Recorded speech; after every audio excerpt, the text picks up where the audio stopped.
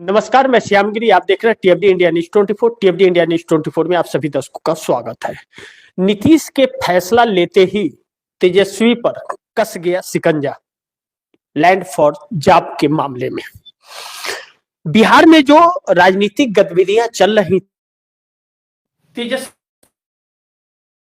लगातार यह बातें कही जा रही थी और कांग्रेस इस पर लगातार चिंतित थी उनके साथ गठबंधन को लेकर के, क्योंकि जिस तरह लालू प्रसाद यादव अमित शाह के दबाव में आ जा रहे थे लगातार, लोकसभा चुनाव के वक्त भी यही हाल था, विधानसभा चुनाव के वक्त भी यही हाल था। लैंड फॉर जॉब का मामला एक ऐसा मामला है लालू परिवार के ऊपर कि पूरा परिवार उस शिकंजे में फंसा हुआ है। लालू प्रसाद यादव जब रेल मंत्री थे उस वक्त का यह मामला है। कहा जा रहा है कि नौकरी जो दी जा रही थी रेलवे के अंदर, उसके बदले जमीन ले रहे थे लालू प्रसाद यादव।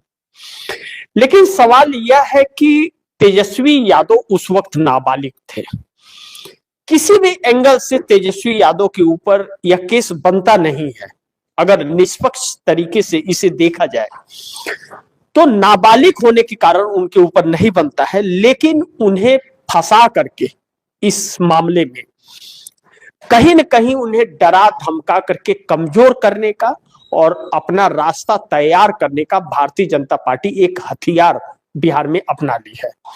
आप दर्शकों को याद होगा झारखंड चुनाव के वक्त, उससे पहले जिस तरह से हेमंत सोरेन को जेल में डाल दिया गया था एक जमीन के मामले में, जबकि उस जमीन पर हेमंत सोरेन के परिवार का कोई भी व्यक्ति कभी गया हुआ नहीं था और न तो उस जमीन की जानकारी थी, लेकिन फिर भी ईडी ने उसे फंसा और हेमंत को जेल में डाला था। जबकि कल्पना सोरेन ने कमाल संभाला और ईडी से जमानत मिली हेमंत सोरेन को। लेकिन बिहार के अंदर विधानसभा चुनाव को लेकर के जो माहौल बन रहा था, कांग्रेस के राहुल गांधी ने जो वोट मेरा अधिकार यात्रा निकाला था और महागठबंधन के सभी दल, इंडिया गठबंधन के, वह जिस तरह से यात्रा निकाले और पूरी बिहार की जनता एकजुट उनके पीछे आई, यह तो तय है कि वह राहुल गांधी के साथ थे। तेजस्वी यादव उस वक्त तक तो ठीक थे, लेकिन उस यात्रा के दौरान जो माहौल बना बिहार के अंदर, उस माहौल ने भारतीय जनता पार्टी को डरा दिया। और जब भारतीय जनता पार्टी को डराया तो उस यात्रा के समाप्त होने के बाद लालू प्रसाद यादव के परिवार को ऐसे शिकंजे में लिया गया कि तेजस्वी यादव रैलियां कर तो रहे थे, लेकिन उतनी दमदारी से नहीं कर रहे थे जितनी दमदारी से उन्होंने 2020 में किया था। 20 में दमदारी से किया था तो परिणाम आया कि आरजेडी सिंगल लार्जेस्ट पार्टी बनकर के बिहार में निकली। नीतीश कुमार 43 सीटों पर आए, भारतीय जनता पार्टी का ग्राफ बड़ा सेकेंड लार्जेस्ट पार्टी बन के आई। 2-4 सीटों का ही डिफरेंस था, जैसे अभी नीतीश और भाजपा में डिफरेंस है वैसे ही डिफरेंस था। नीतीश 43 पर आ गए, तो नीतीश कुमार को 43 सीटों पर लाने का काम चिराग पासवान ने किया था।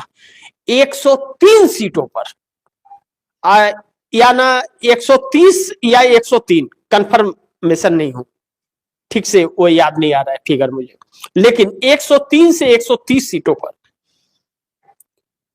चिराग पासवान लड़े थे। उन सीटों पर लड़े थे जिस पर नीतीश कुमार लड़ रहे थे।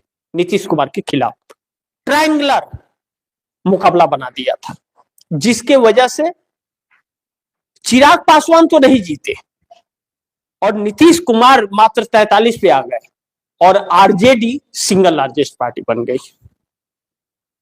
यानी कि आरजेडी को फायदा हुआ था। इस बार चिराग पासवान एनडीए गठबंधन के साथ लड़े, Nitish Kumar second largest party बन के और Bharatiya Janata party single largest party बन के आई है। लेकिन यह तेजस्वी यादव और लालू यादव परिवार के वजह से हुआ है, क्योंकि कांग्रेस को इसी बात का डर था कि अगर लालू प्रसाद यादव पर लैंड फॉर जॉब का मामले का शिकंजा कसा तो यह लोग पीछे खसकना शुरू कर देंगे। सिर्फ दिखावा तो प्रचार का करेंगे, लेकिन उस मुस्तैदी से काम नहीं करेंगे, और हुआ भी यही। लेकिन जब जब चुनाव आता है तो भारतीय जनता पार्टी इस हथियार को यूज करती है, इस्तेमाल करती है इसका, और जब चुनाव खत्म हो जाता है तो उसे रोक देती है। लेकिन जब जब सर उठाने का कार्य करते हैं तब तब भारतीय जनता पार्टी इस्तेमाल करती है। उसके बाद इसमें इस मामले में अब रेगुलर सुनवाई हो गई और तेजस्वी यादव को भी उसमें शामिल कर दिया गया। पीएमएलए कोर्ट ने कहा कि नहीं, तेजस्वी यादव पर भी सुनवाई होगी। अब ऐसे में जो शिकंजा कस रहा है तो चुनाव खत्म हो गया। चूंकि भारतीय जनता पार्टी का सीएम नहीं बन पाया और एक ऐसा समीकरण है कि विपक्ष के साथ मिल करके नीतीश कुमार सरकार बना सकते हैं, जो भारतीय जनता पार्टी के हाथ से बिहार निकल जाएगा, तो भारतीय जनता पार्टी को चिंता सताने लगी है कि जो नीतीश को एग्जिट करके सरकार बनाने का, अपना सीएम बनाने का एक ख्वाब था, वह सपना टूट जाएगा।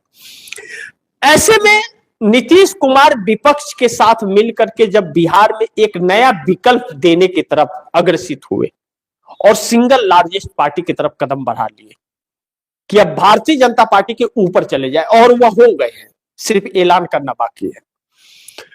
तो फिर भारतीय जनता पार्टी ने फिर लालू प्रसाद यादव के परिवार और तेजस्वी यादव पर शिकंजा कस दिया लैंड फॉर जॉब मामले में, और कोर्ट अमित शाह और मोदी के इशारों पर चल रहा है।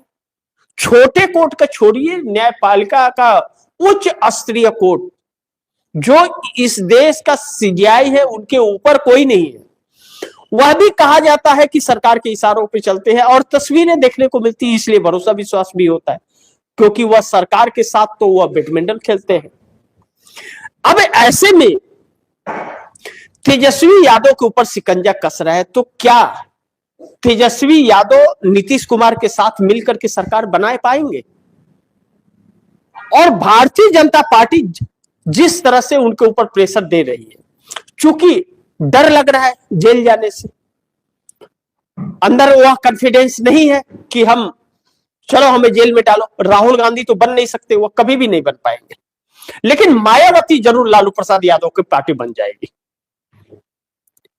अगर यही हाल रहा तो आने वाले चुनाव में 2030 में आरजेडी 1-2 सीटों पर सिमट जाएगी, इस बात से इनकार नहीं कर सकते। अब इस बात को लेकर के चिंतित आरजेडी के विधायक हैं, और नीतीश कुमार विकल्प तलाश रहे हैं भारतीय जनता पार्टी का छोड़ने का। अब यह डर किस मुहाने पर ले जाकर के लालू प्रसाद यादव की पार्टी को खड़ा करेगा, यह मैं नहीं जानता, लेकिन यह तो जानता हूं कि जिस तरह से तस्वीरें आ रही है और तेजस्वी यादव को इस केस में घसीटा जा रहा है, क्योंकि वह नाबालिग थे, उनके ऊपर कोई केस नहीं बनता है। अगर पिता उस समय रेल मंत्री था और उन्होंने लिया है, तो मोदी सरकार इसके पहले क्या कर रही थी? इसके पहले क्या कर रही थी मोदी सरकार? 24 से ही लैंड फॉर जॉब मामले में क्यों शिकंजा कसा गया? 24 लोकसभा चुनाव के वक्त 20 साल पुराना फाइल क्यों निकाला गया? अगर निकालना था तो 14 में जब आए थे उसी समय निकाल लेना चाहिए था, लेकिन समय का इंतजार, समय पर शिकंजा कसने के लिए एक नया हथियार इस्तेमाल किया जाता है। हालांकि अगर सही से और निष्पक्ष सुनवाई हो तो तेजस्वी यादव इससे बड़ी हो जाएंगे। भले लालू प्रसाद यादव के ऊपर अगर कुछ निकल जाए तो मैं नहीं जानता, लेकिन तेजस्वी यादव बड़ी हो जाएंगे इससे, इस बात से इंकार नहीं कर सकते। लेकिन इस सरकार के रहते निष्पक्ष सुनवाई की उम्मीद करना भी बेईमानी है। तो ऐसे में अब तेजस्वी यादव के लिए मुश्किलें बढ़ गई है। अब नीतीश कुमार क्या करेंगे? क्या इनके पास में विकल्प बचता है? लेकिन नीतीश कुमार भारतीय जनता पार्टी का साथ छोड़ करके ही एक कंफर्टेबल सरकार दे सकते हैं और अपने बेटे निशांत कुमार के लिए एक सुलझी और ठीक ठाक पार्टी सौंप सकते हैं। इस वक्त जेडीयू के अंदर, नीतीश कुमार के पार्टी के अंदर बहुत सारे स्लीपर सेल हैं जो मोदी और शाह के इशारों पर चलते हैं। जैसे कि आप दर्शकों को मैंने नीतीश कुमार की यात्रा के दौरान एक कार्यक्रम किया था, मैंने आप दर्शकों को बताया था पिछले कार्यक्रम में कि दरभंगा में पहुंची थी नीतीश कुमार की यात्रा, और दरभंगा के अंदर संबोधन करना था सभा को एक, और वहां पर संजय झा थे। संजय झा कार्यकारी अध्यक्ष हैं जेडीयू के, कोई सामान्य तो है नहीं, एक अच्छा खासा पद है, उनके ऊपर राष्ट्रीय अध्यक्ष का पद होता है, तो सेकंड नंबर के पद है उनके पास। ऐसे में नीतीश कुमार के सामने जब वह मोदी का गुणगान गाने लगे कि मोदी जी के दिशा निर्देश में, उनके छत्र छाया में हमारे सीएम ने बहुत काम किया, विकास के राह पर दौड़ पड़ा है बिहार, और बिहार में रोज क्या होता है हर किसी को मालूम है। और एयरपोर्ट की बात कर रही है दरभंगा में, पता नहीं कितने बार नरेंद्र मोदी दरभंगा में जाकर के एयरपोर्ट का उद्घाटन कर चुके, लेकिन वह विमान नजर नहीं आया। और उसके भी लेकर के हवाई चप्पल में लोग यहां से मुंबई जाएंगे, हैदराबाद और बेंगलोर जाएंगे, डिंगे हाँकने लगे संजय झा। बस नीतीश कुमार ने बीच भाषण ही उनका रोकवा दिया जब डिंग हाँक रहे थे, तो ब्यूरोक्रेसी वाले को बोल करके 4 मिनट में ही उनका भाषण रोकवा दिया कि चलो हटो यहां से। यह संदेश था कि हम स्लीपर सेलों को हटा फेंकेंगे, और मोदी ने नहीं, नीतीश ने किया है। यह भी हकीकत भी है। मोदी ने इस देश में कोई एक ऐसी संस्था बनाई, आप दर्शक ही बताइए, या नहीं याद है और नहीं मालूम है तो अपने रिश्तेदारों से, दोस्तों से पूछ लीजिए, कोई एक ऐसा संस्था नरेंद्र मोदी ने 12 सालों के अंदर बनाया हो जिसमें किसी भी एक बच्चे को रोजगार मिला हो। बल्कि करोड़ों, हजार, कई हजार करोड़ रुपया खा करके बैठ गए लोग।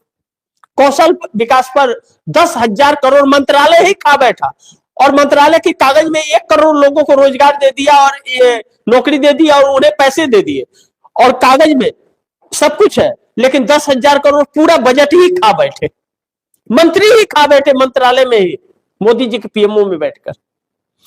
पीएमओ में बैठ करके दलाली की डील चलती है, भ्रष्टाचार की डील चलती है। महादेवन ऐप का भी आ गया मामला कि 50,000 करोड़ बैठ करके खा गए लोग। तो हर जगह तो ये लोग खा रहे हैं, लेकिन कहीं नौकरी के नाम पे खा रहे हैं, कहीं कुछ के नाम पर, कहीं कुछ के नाम पर। कंपनियों से इतना चंदा इन लोगों ने वसूला कि कंपनियां बंद कर करके भाग गई इस देश से, और जो इस देश के थे बंद करके मजदूरी कर रहे हैं। इन लोगों का चंदा से घर तो भर गया, लेकिन लोगों को कंगाल कर दिया। और लघु उद्योग एमएसएमई कंपनियां जो बंद हुई, 1,80,000 लघु उद्योग कंपनी बंद हुई, जिसे एमएसएमई कहते, जो जीतन राम मांझी जिस मंत्रालय के मंत्री है, कैबिनेट मंत्री, 1,80,000 कंपनी बंद हो गई है। एक कंपनी लगाने की नहीं सोच रहे हैं, लेकिन 50,000 करोड़ का बजट है, सब मिल बांट करके खा रहे हैं। गया में कोई कंपनी लगी, बिहार में कोई लगाया? बिहार के ही तो मंत्री हैं एमएसएमई मंत्री, कोई लगाया?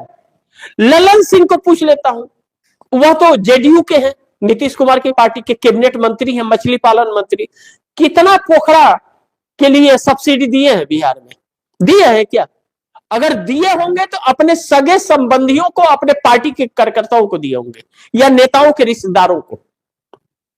किसी आम व्यक्ति को, चाहे संवर हो, चाहे ब्राह्मण हो, चाहे ओबीसी हो, दलित हो, अति पिछड़ा हो, अल्पसंख्यक हो, एससी एसटी हो, कुछ भी हो, आदिवासी हो, किसी को दिया ना? सब अपने संबंधियों को। 4,000 करोड़ रुपए का बजट है। बिहार के जो विधायक हैं, उनका विधायक निधि फंड, या जो लोकसभा के सांसद है, उनके सांसद निधि का फंड। आप सोचिए, एक छोटा सा उदाहरण आप दर्शकों को देता हूं। 4 विधानसभा का एक सांसद होता है, 3 विधानसभा, 4 विधानसभा का एक सांसद होगा। उसमें अगर 4 विधानसभा का सांसद, एक सांसद है, तो उसमें 4 विधायक होंगे। 3 विधानसभा का अगर सांसद है तो 3 विधायक होंगे ना? तो 3 ही मान लेते हैं। 3 विधायकों को विधायक निधि आ रही है अपने क्षेत्र में काम करने के लिए। सांसद को सांसद निधि आ रही है, वो अपने क्षेत्र में काम करने के लिए। और हर गांव के प्रधान को पैसे आ रहे हैं गांव को विकास करने के लिए। अब प्रधान, विधायक और सांसद मिल जाए तो वादा न्यारा हो जाए काम का, तस्वीर ही भारत का बदल जाएगी। लेकिन वह पैसे नेताओं के घर तक रह जाते हैं और ठेकेदारों तक, काम नहीं हो पाता। क्यों? क्योंकि इनके घर भरने से फुर्सत नहीं मिलती। इसीलिए कोई भी बात होती है तो भ्रष्टाचार आती है कि इस नेता ने इतना भ्रष्टाचार किया, तो वह पैसे कहां के? वही पैसे तो हैं। तो यह लोग लूट के अपना ही घर भर रहे हैं, अपने रिश्तेदारों का भर रहे हैं, अलग अलग लोगों का भर रहे हैं, लेकिन अपने क्षेत्र का विकास नहीं कर रहे। तो फिर ऐसे में यह देश कहां आगे बढ़ेगा?